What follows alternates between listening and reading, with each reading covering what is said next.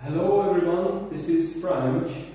I'm a private pilot based on EASA since 2017. I've been involved with the education, basically teaching, learning and instructing for more than 15 years.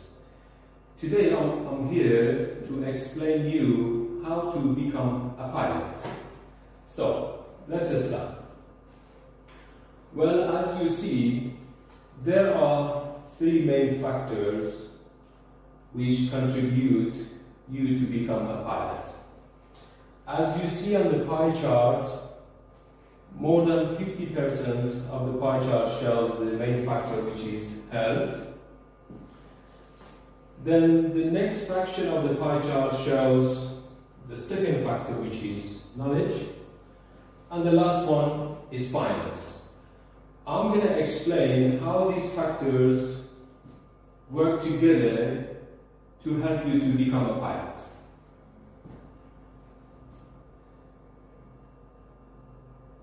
Okay, so what are the basic requirements of becoming a pilot? First, based on Federal Aviation Administration and European Aviation Safety Administration, a private pilot must be 17 years old to do your first license, which is a private pilot license. Of course, here a student pilot can fulfill a student license while a candidate is 16. Well, the second factor is your health. How are you going to prove it that you are healthy enough to become a pilot?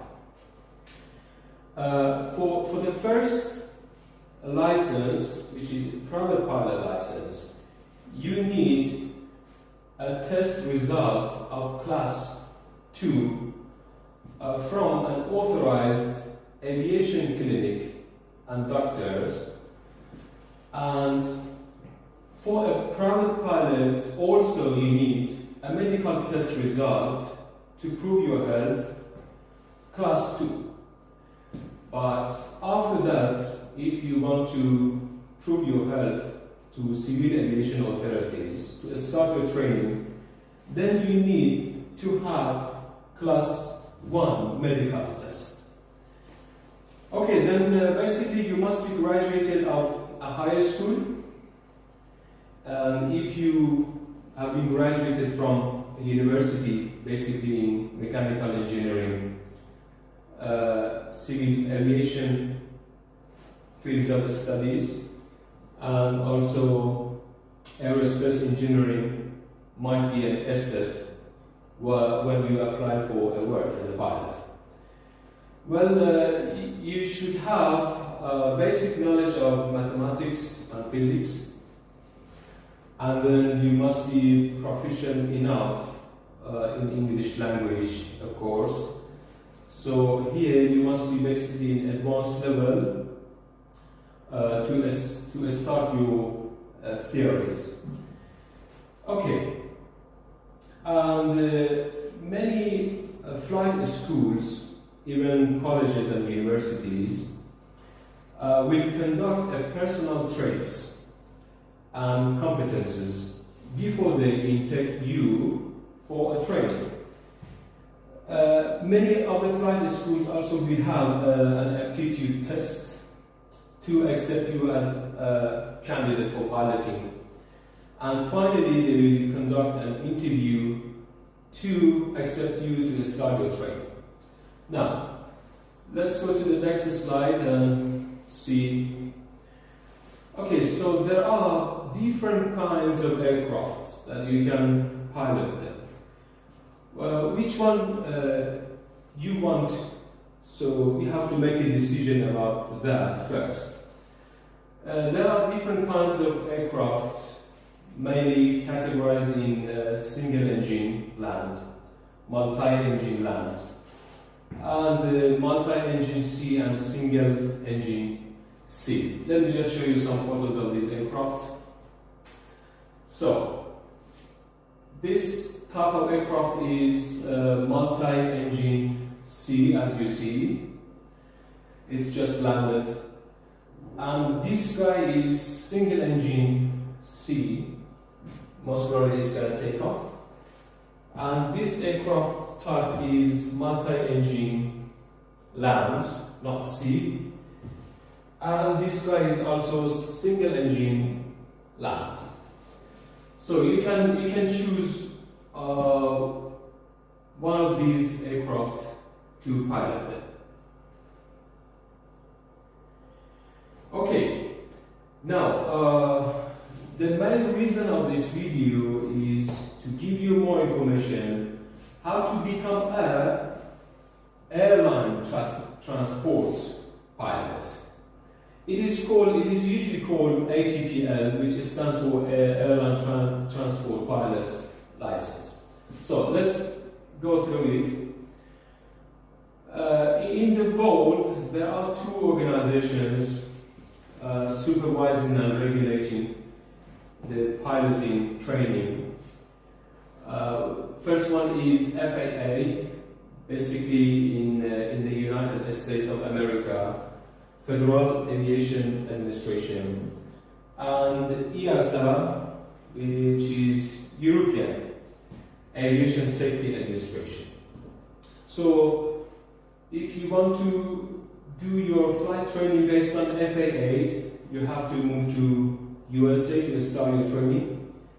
But if you want to get your licenses based on EASA, then you have to move and do your training in one of those European member states countries. Okay, let me just explain the details of differences and how to make a decision which one to choose. Okay, so let's say you've decided to become a pilot based on FAA.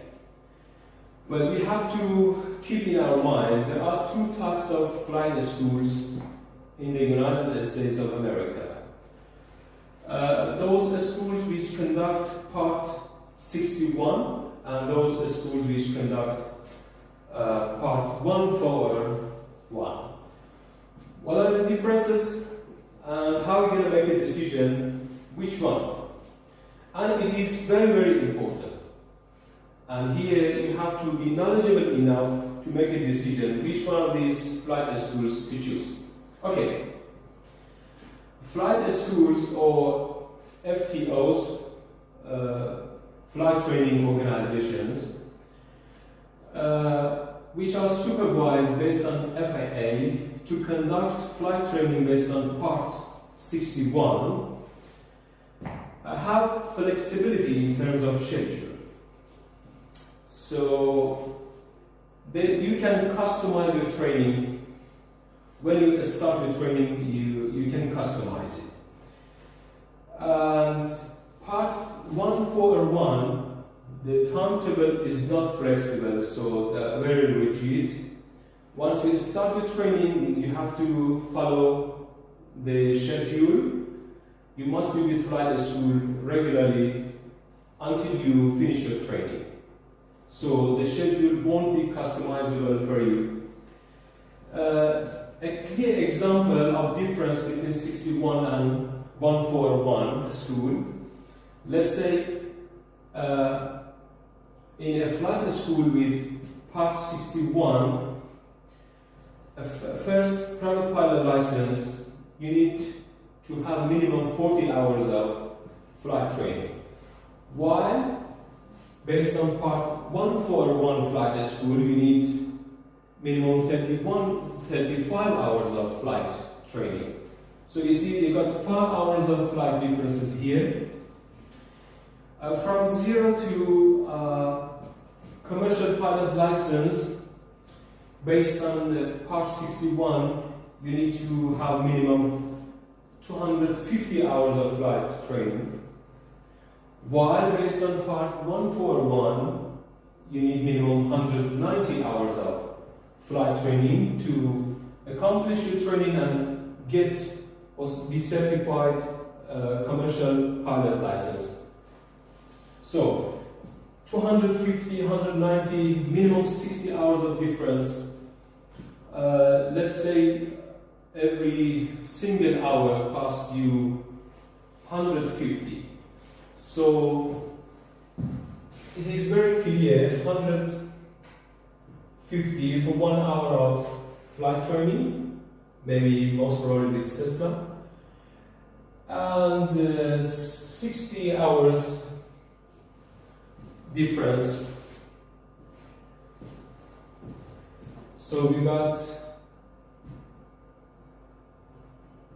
$9,000 difference. It's very, very clear which one to choose. Okay, let's go to the next slide. Well, so let's say that you decided to do your flight training in the USA. And you decided which type of flight school to choose. Maybe Part 61 if you are very busy, if you got very busy schedule of working, so you need very customizable flight training and schedule. The types of training are categorized into two parts. First one is modular, and the other one is non-modular or integrated types of training. Let me explain you what is modular.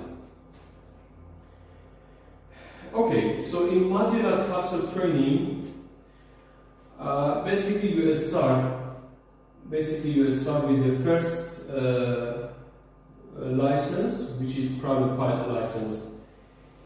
You need to study about 100 hours of theories, and you have to sit for a knowledge test first. When you accomplish all the tests, which consist of 9 subjects, you pass all of them successfully, and then you start your PPL maneuvers. Basically, the flights, the real flights in the air. And then, after accomplishing this first license, you go for IR theories again. So, again, you study the theories of instrument rating first. You sit for the knowledge test, you pass and you complete them successfully, and then you start your instrument rating flight training. Then you pass to next rating, which is multi-engine. Then you have to study the theory first, and then you start multi-engine training. And finally, you study the CPL theories, which is the theories of a commercial pilot license. And you start your training, and you become a pilot here. Okay, let me just explain how integrated types of training works. Okay, so first you study the theories, which includes 14 subjects. You study the theories. You must have about 500 hours of self-studies, and then you will have some hours of instruction with flight instructors, with your flight schools, to be prepared for the knowledge test of ATPL. So here you register for your knowledge test, and you must pass them successfully. Once you pass and you get your certificate of passing the theories of ATPL, you can start your PPL training. So you don't need to study the theories again. Here you start the maneuvers, you go for the check ride, you get your license. Immediately you can start instrument training, instrument rating. You pass the check ride, you get your rating on your license, and then you go for next rating, which is multi-engine training, and then you get your rating, and finally you accomplish your training, your practical training, and you will be licensed based on FAA, and you get your CPL, commercial pilot license, and you can start to work and apply for with airlines. Okay, now let me just explain you the flight training and the instructors, how to get your license based on EASA. So as I said, there are two modules of flight training, which are modular and non-modular or integrated flight training. Let's see the basic differences between flight training and getting your licenses based on FAA and EASA. Okay, so modular training based on EASA modulars. First, you study the theories of private pilot license, which consists of 9 subjects. You have to sit for the test. You have to pass it successfully, and then at the same time you have to take an IQ language proficiency test. So this one is one of the differences between EASA and FAA piloting training. This one could be prepared by your own self, or you can join those flight schools who conduct and offer IQ preparation courses.